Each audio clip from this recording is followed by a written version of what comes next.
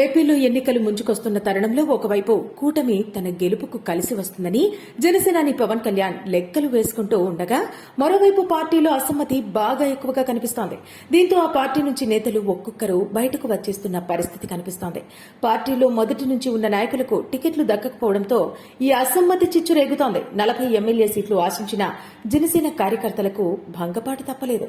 కేవలం 21 స్థానాల్లో మాత్రమే జనసేన పోటీ చేయడంపై ఆ పార్టీ కార్యకర్తలు తమ అసంతృప్తిని బహిరంగంగానే వ్యక్తం చేశారు. ఈ 21 స్థానాల్లో కూడా వేరే పార్టీ నుంచి వారికి టికెట్లు కేటాయించడంపై జనసేనలో తీవ్ర అభ్యంతరాలు వ్యక్తమవుతున్నాయి. జనసేన పార్టీలో టికెట్ దక్కని నేతలు బహిరంగంగానే తమ ఆక్రోశాన్ని వెళ్లగక్కుతూ పవన్ వ్యవహార శైలిపై తీవ్ర విమర్శలు చేస్తూ జనసేన నాయకులు పార్టీకి రాజీనామా చేస్తున్నారు. అనకాపల్లి నియోజకవర్గ ఇన్ఛార్జ్ పరచూరి భాస్కర్ రావు, మామిడివరం నియోజకవర్గం ఇన్ఛార్జి పితాని బాలకృష్ణ, విజయవాడ పశ్చిమ నియోజకవర్గ ఇన్ఛార్జి పోతిన మహేష్ తదితరులు జనసేనకు రాజీనామా చేయగా తాజాగా మరో కీలక నేత ఆ పార్టీకి గుడ్ బై చెప్పారు.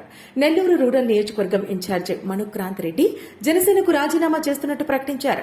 వ్యక్తిగత కారణాల వల్ల జనసేన పార్టీ నెల్లూరు జిల్లా అధ్యక్ష పదవికి, జనసేన పార్టీ సభ్యత్వంతో పాటు తనకు కేటాయించిన అన్ని పదవులకు రాజీనామా చేయాలని నిర్ణయించుకున్నానని, గత 6 సంవత్సరాలుగా పార్టీకి అండగా ఉంటూ జనసేన పార్టీ నిర్మాణానికి ఎంతో కృషి చేశానని అందరికీ తెలుసునని ట్వీట్ చేశారు.